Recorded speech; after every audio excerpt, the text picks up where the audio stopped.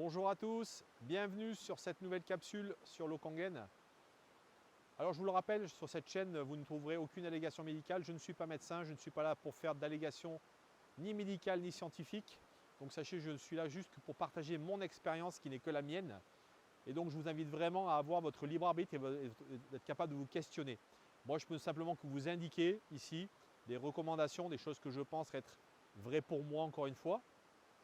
Alors je vous rappelle, moi ici, je partage ici maintenant cette chaîne YouTube depuis presque un an maintenant et je fais donc 2 vidéos par semaine, je vous le rappelle, le mercredi et le dimanche. Abonnez-vous si vous le souhaitez, c'est en bas à droite sur le triangle rouge en bas à droite de votre écran. Merci en tout cas à tous ceux qui continuent à me soutenir et vraiment je les remercie de leurs commentaires. C'est toujours très intéressant et très instructif également d'avoir à échanger avec vous sur différents sujets.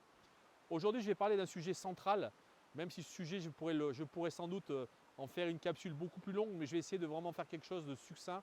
On va parler notamment de cette question fondamentale qui est de dire qu'est-ce que je dois boire comme eau. Et cette eau, vraiment, vous voyez, elle est au cœur du questionnement que j'avais plus de 14 ans, qui était notamment celui de ma compagne qui ne buvait pas d'eau et pour laquelle je ne comprenais pas comment on pouvait ne pas boire d'eau. Même si moi, je buvais très peu d'eau à l'époque, j'étais quand même, vous voyez, quand même conscient que l'eau, c'était central et majeur pour notre santé. Donc sachez que l'eau représente vraiment, je vous le dis toujours, le potentiel majeur de la pyramide alimentaire. Sachez que sans elle, on ne peut pas créer du collagène pour la peau, on ne peut pas créer de sucre digestif, on ne peut pas créer d'enzymes, on ne peut pas créer tout un système, notamment les bicarbonates dans le sang qui sont là pour lutter contre l'acidité. Donc sachez que l'eau, si vous ne comprenez pas son potentiel, vous passez vraiment à côté de votre santé. Alors je voudrais donc aujourd'hui évoquer ensemble finalement qu'est-ce qu'il est bon de boire comme eau. Et on va regarder d'une manière un peu synthétique et rapide ce qui est mis à notre disposition en termes d'eau. Et donc on va parler essentiellement de 3 choses. L'eau Kangen évidemment, puisque c'est le sujet de ma chaîne, mais ça on le verra en dernier lieu. Mais on va parler principalement des 2 grandes possibilités qui nous sont offertes si on doit boire de l'eau. Encore une fois, j'ai fait une capsule, regardez-la, sur notamment tout ce qui est autre que l'eau, le café, les sodas, et j'en parle dans une des capsules que j'ai publiées récemment. Mais sachez qu'aujourd'hui, il y a 2 grandes catégories pour boire. C'est l'eau du robinet. Et sachez que l'eau du robinet aujourd'hui, je suis très étonné de voir qu'aujourd'hui, il y a encore, je crois, 2 Français sur 3 qui font confiance à l'eau du robinet. On va en parler tout de suite. Et ensuite, bien sûr, les eaux en bouteille qui représentent là également un marché considérable. Donc, vous voyez qu'aujourd'hui, finalement, le choix qui nous est donné, il n'est pas très important, même si on pourrait parler également des gens qui boivent des eaux de puits. Je ne vais pas en parler parce que là encore, c'est trop marginal. Mais en tout cas, voilà, on va s'intéresser à ces 2 grandes eaux et je vais donc essayer de vous donner des éléments factuels pour que vous puissiez vraiment vous faire une opinion qui va permettre de vous diriger de votre réflexion sur finalement quel type d'eau vous devriez boire. Alors si on prend en premier lieu l'eau du robinet, vous voyez, je vous invite là encore une fois à aller regarder différentes choses qui ont été faites notamment à la télévision, puisque c'est quand même un média qui est aujourd'hui extrêmement regardé par les gens. Et vous voyez, moi lorsque j'ai découvert l'eau Kangen en 2009, je me souviens qu'en 2010-2011, il y a Marie Drucker que tout le monde connaît, qui est une présentatrice qui était sur France 2, France 3 à l'époque, qui est d'ailleurs toujours à la télévision, qui à l'époque avait publié ce reportage explosif qui s'appelait Du poison dans l'eau du robinet. Donc je vous invite également je mettrai sans doute le lien, ou en tout cas je vous mettrai un visuel sur ma chaîne pour savoir à quel moment où vous pouvez retrouver cette information. Mais sachez que sur YouTube, si vous tapez Du poison dans l'eau du robinet, vous verrez qu'effectivement vous trouverez cette émission. Ça dure plus d'une heure 30. Je vous assure, c'est explosif et je vous garantis que même aujourd'hui, 13 ou 14 ans après, cette émission, je vous garantis qu'elle fait toujours écho à la problématique de l'eau qu'on a, notamment l'eau de notre robinet. Ce qui est dit en clair, c'est qu'aujourd'hui, beaucoup de choses, bien sûr, nous sont cachées sous effectivement un aspect de dire que l'eau est un liquide transparent dans lequel on ne voit pas grand-chose. Mais justement, c'est là où est véritablement le problème, puisque ce n'est pas parce que l'eau est transparente ou pure ou qu'elle n'est pas trouble qu'elle est forcément potable et que notamment on va y trouver des produits pas dangereux. Sachez que ce qui est simplement dit dans cette émission, c'est qu'on a notamment dans certaines eaux du radon, de l'aluminium, des métaux lourds, des hormones, des substances médicamenteuses. Donc je ne vais pas teaser aujourd'hui sur cette vidéo, sur ce petit film, mais je vous encourage vraiment à le regarder pour avoir déjà un regard beaucoup plus lucide sur ce que véritablement aujourd'hui on trouve dans l'eau du robinet. Alors également, je me suis appuyé sur 30 millions de consommateurs, où là également le constat est accablant, où on vous montre ce qu'on peut retrouver dans l'eau du robinet. Je ne vais pas non plus détailler les tailles,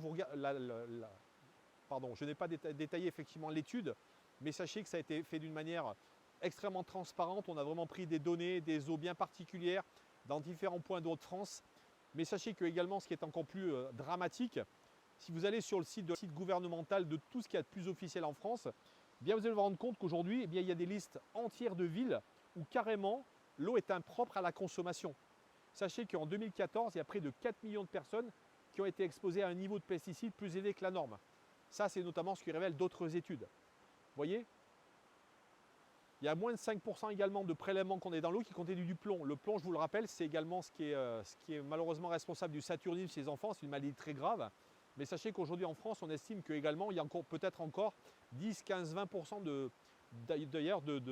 canalisation en plomb. Et c'est d'ailleurs pour ça que vous voyez régulièrement des travaux pour justement changer ces canalisations. Donc voilà, donc je voulais simplement vous donner cette idée qu'aujourd'hui, ce n'est pas parce qu'on vous présente à votre robinet d'eau qui est complètement transparente qu'elle est forcément potable. Je me répète encore une fois, l'eau, sachez que c'est quelque chose d'extrêmement mystérieux qui véhicule beaucoup de choses. Elle peut être transparente, ce n'est pas pour autant qu'elle est bonne pour notre santé. Donc, eau du robinet, je mettrai vraiment une très grosse réserve sur le fait qu'aujourd'hui, elle soit vraiment bonne pour notre santé. Alors, j'entends toujours celui qui va me dire, mais moi, tu sais, ça fait 30 ans que je bois de l'eau du robinet, je suis en bonne santé. Il a sans doute raison. Maintenant, je ne sais pas aujourd'hui ce qui se passera dans 10, 20 ans pour lui. Moi, en tout cas, je constate autour de moi aujourd'hui de plus en plus de gens malades de différentes problématiques de santé. Je ne vais pas rentrer sur le sujet, mais en tout cas aujourd'hui, quand on parle du plomb, des métaux lourds, notamment associés à l'Alzheimer, vous verrez que ça s'est expliqué dans l'émission de Marie Drucker, on est en droit de se poser en tout cas des questions et de se questionner d'une manière, j'ai envie de dire, éclairée sur effectivement ce qu'il y a véritablement dans l'eau de notre robinet. La deuxième, c'est l'eau en bouteille. L'eau en bouteille, vous savez, depuis quelques années, les scandales à répétition sont en train de sortir. D'ailleurs, je vous mettrai, vous verrez, je vais vous faire une photo, puisque j'ai eu oui, d'une certaine manière, la chance d'être moi-même logisticien de métier à une époque de ma vie et d'être travaillé chez un embouteilleur, donc des gens qui font des bouteilles. Et je vous montrerai d'ailleurs sur une photo à quoi ressemble aujourd'hui une bouteille avant que vous puissiez donc avoir de l'eau dedans ou de différentes substances. Vous verrez que finalement tout ça c'est de la chimie. Mais pour donc élargir le sujet, sachez qu'aujourd'hui, les dernières études malheureusement révèlent qu'aujourd'hui, que consommer de l'eau en bouteille, c'est consommer pendant une année pratiquement une carte de crédit en microplastique. Donc aujourd'hui, je ne pense que pas grand monde a envie d'avoir dans son corps rempli de microplastique. D'ailleurs, sachez que malheureusement, la nature aujourd'hui est en train de finalement récolter cette folie humaine avec les bouteilles plastiques, puisqu'aujourd'hui, j'ai vu récemment un reportage d'une jeune fille qui en Savoie faisait des prélèvements dans des lacs de montagne et où elle a retrouvé de très faibles concentrations de plastique. Donc pour vous dire que le plastique, on sait aujourd'hui, c'est véritablement un danger pour l'humanité, c'est malheureusement de la chimie. Ça, c'est aujourd'hui un produit qui est dérivé du pétrole. Et vous voyez, je dis toujours, quelle hérésie aujourd'hui de mettre de l'eau dans un dérivé du pétrole. Vous voyez, il y a vraiment un non-sens qui malheureusement a aujourd'hui été développé par nos industriels. Mais sachez qu'aujourd'hui, on sait qu'aujourd'hui, par exemple, il y a notamment l'Université de New York en 2018 qui a démontré notamment que dans l'eau, il y avait des microparticules et notamment plus particulièrement du polypropylène, du nylon, du phtalate, le PET, donc tous ces produits qui sont aujourd'hui considérés comme des perturbateurs endocriniens. On sait qu'aujourd'hui, ces produits malheureusement vont générer chez les enfants, chez les adultes, des maladies, des infections cutanées, tout un ensemble de choses. Donc là, encore une fois, j'ai envie de vous dire que l'eau du robinet, l'eau en bouteille, pardon, malheureusement, je pense que vous êtes capable aujourd'hui d'avoir assez d'éléments. Les médias en parlent assez. Vous voyez, moi j'ai connu donc l'époque où on avait encore, vous voyez, on mettait l'eau dans des bouteilles. Et sachez que les bouteilles, c'est de la silice. Le silice, ça fait partie de la nature. Donc vous voyez, il y avait encore ce bon sens qui était de dire qu'aujourd'hui l'eau, on peut l'embouteiller mais dans des bouteilles en verre. Donc vous voyez, donc, je ne vais pas m'éterniser sur le sujet, c'était juste pour vous donner quelques pistes de réflexion. Sachez que sur Internet, des études sur le plastique, vous allez en trouver des dizaines de milliers.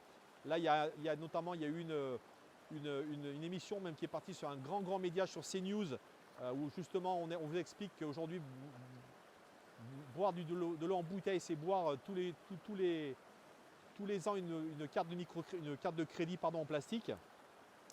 Pour terminer, j'aimerais vous parler de l'eau Kangen, puisque c'est aujourd'hui l'alternative que je pense être sans doute une des plus judicieuses. Je ne dis pas que c'est la meilleure, j'en sais rien. Je suis juste en train de vous dire qu'au regard de mes 14 années d'expérience et de consommation de cette eau, je peux constater, vous parler de ça en tant qu'utilisateur, en tant que témoin, et également parmi les milliers de clients qu'on a aujourd'hui.